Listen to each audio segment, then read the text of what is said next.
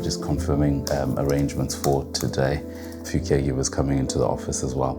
I can start my morning looking at emails at home, looking at any sort of incidents that may have happened overnight, just catching up on any changes that I might need to focus on as I go into the office in the morning. So I'll tend to do a list of to-dos. I've just got some anchor points in my calendar, the different things that set the rhythm to the day.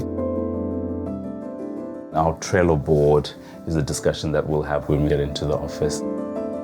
Grace, my wife, and I, we sort of interchangeably take the kids into school, and that's something that, was pretty difficult to do at times in our previous employed roles. That in itself has helped. We try and make sure that our team members have got that same level of flexibility, the same feel, so extending it to our team, which is very important. We've lived here 8 years, and only in the last couple of years have I really started to feel a sense of home, because you interact with individuals who now know what it is that you do. From a work perspective, we're supporting individuals, and sometimes it's individuals who go to the local church, and the reverend from the church will see you in the street and, oh, hello, Bright, how are you doing? And then vice versa. So actually, it's done more good for us as a family to be part of the franchise. It now comes quite naturally to want to talk to people. Grace comes from an HR background, and as I said, I come from a health and social care background. There was just something about sitting with Ken, Lucy, Kate at National Office, and just that warmth, the power of leveraging what others know can't be underestimated. It's a business where you're supporting some of the most vulnerable people in our society. It's genuinely around looking after people and looking after them well. The carers, they're pretty much everything to the client. So we're there quite almost like a support function, giving them the resources that they need to be able to continue to do the fantastic work that they do. And that feels very, very rewarding on a day-to-day basis.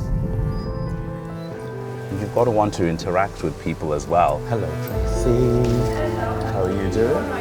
It's not a role where you can be sort of siloed, sat behind a desk. Morning. How are we?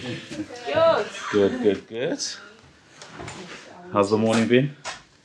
Grand. Easy. Yeah? Busy? Yeah. Which is good. But I've done this care certificate.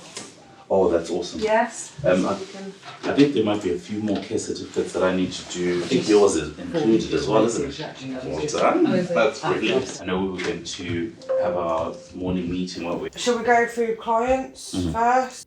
Go by roster. Yeah. Family are happy. They've recently started with us this May and probably will turn into more once Dawn's become comfortable. Right. Anything that he wants us to do should form part of, obviously, the care plan. Yeah. But making sure that our communication systems help with that consistency. And it might be that you put certain things, I guess, in the care plan for a short period of time, and then when you review it and see that actually it's working, then you can remove it. It's now part and parcel of the day. Brenda had a meeting with the physio. Probably suggest you write to Claire formally and just say, hey, Claire, we've recently had a review with Brenda. She wants the encouragement of going out a little bit more. Part of that requires a physiotherapy assessment. Is this something that you would be able to have a review with Brenda on and obviously advise accordingly? Grace and I actually, we started with a PT, and it's just guiding us on general daily exercises that we should be doing. So when we're at home, we'll do like a 45-minute skip, or Grace likes to walk a lot. When we start off every day with a good form of exercise, you feel fresher, you feel brighter. First job role I got was actually in a care home, and I was supporting individuals who were living with dementia, and it was early onset dementia. But one thing that struck me at the time was the individuals I was looking after and supporting were my own father's age. And at the time, by comparison, my father was very active. He was playing tennis. He just loved being outdoors. And here I was working in a care home where, through diagnosis of dementia, there was not much of that same happening. The one thing I was so keen on was supporting the active side of things. We started to introduce physical activity as part of the daily routine. It was more around, okay, what are we actually doing for the day? What activity is happening? And I enjoyed that. Started to enjoy getting other caregivers to have that same mindset. We're constantly thinking about how we look after our carers outside of the workplace. Just encouraging the carers to also understand that looking after themselves is what will support them to look after the clients that we support. Yeah. So I think what we might be able to do with him is identifying, I think rightly so, the carers who gel at that level. Faith and Megan. How are you? I'm fine. Good. We've got viewing happening as well. How are you doing? Thank you, Sam. How are you? Happy birthday. Thank you. There's certain things that stand out. It's just your sense of calm. I think that shines through quite a lot when you're with clients. You are making a massive difference. If you were to think about leadership or who is more important in this organization, you guys are. And I think and you feel that in our interactions, and I hope you do.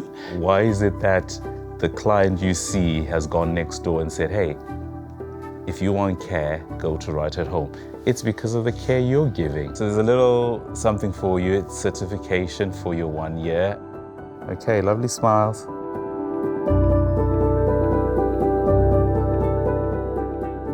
I went off a couple of years ago and took photographs at one of the events that Shropshire Festivals were running. They looked at them and they thought, oh, really good pictures. How about you come and take more photos for us on a more regular basis? It helps me because it gets me to meet, greet, and talk to people who are also community-based. So whilst I'm not there to talk solely about Right at Home and what we do, you find that the conversations naturally lead into that anyway. The more I've been out there engaging and interacting with individuals, you see just how one can help another within our communities. This is where Shropshire Festivals are based. Shall we go in? How are you? Thank you for waiting. Is there anything that you would want from me moving forward? Well, we do have Taste the Trail coming up in a few weeks. Okay. It's a Tell bit me a of a little different bit. one. I was always taking photographs anyway, but I think the platform you guys have has just catapulted that for me massively.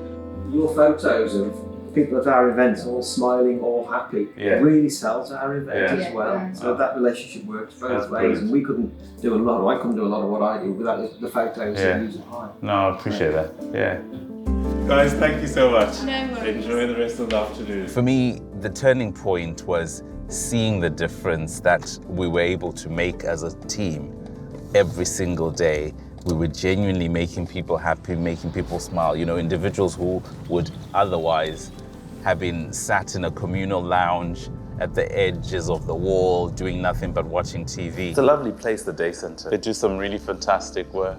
Generally, as a sector, need to continue to bust that myth of cares about losing your independence. Someone's going to come into your home and take over your whole world. From an introductory point of view, one of the key things that's quite important to our team is just having those non-obligatory discussions with family members. I've seen many a times when an individual gets a formal diagnosis of dementia.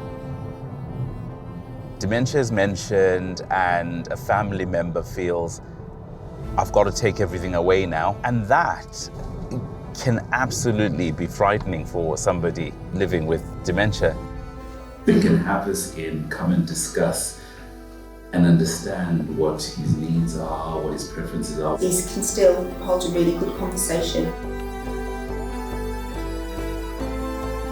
And it'd actually be beneficial for him to get out of that space every so often and come here because change of environment. Who doesn't want purpose? Who doesn't want to feel independent? We all do. We're not here to take over your lives and tell you what to do or how you should do it. We will support, we will advocate for the right things as we see them through our experiences and so forth, but we will still treat you like an individual. You tell us how you want to live your life and we will be your support. And I think those messages are what make people want care at the appropriate times rather than when it's at crisis point, when people feel, I really have no choice here. I definitely have to get the care. I can't live on my own anymore. The way in which we work with our team is we don't want our clients to feel that home care is all about being looked after in your home and your four walls. So as our caregivers go out and deliver care, the main concept is, would you like to explore life outside of your home? The caregivers will go out to each of the clients and say, do you know about this environment? We work well with it. Some of our clients are already here, Yes. and vice versa. Go and join in. And then hopefully that gives them a little bit more of a social feel to their day. Yeah. We're very pro reablement. Our second client was a gentleman who left hospital and was told he would never walk again. You're going to be bedbound literally for the rest of your life. He's walking now. The caregivers have been supporting him to the point where that is achievable. So seeing those changes in the clients is something that we want to enhance more, working with physios, OTs in a lot more formal approach. It's all about living positively, living independently, living well. I'm so invested in our brand and our people and just really, really wanting to be the best care provider known in our territory.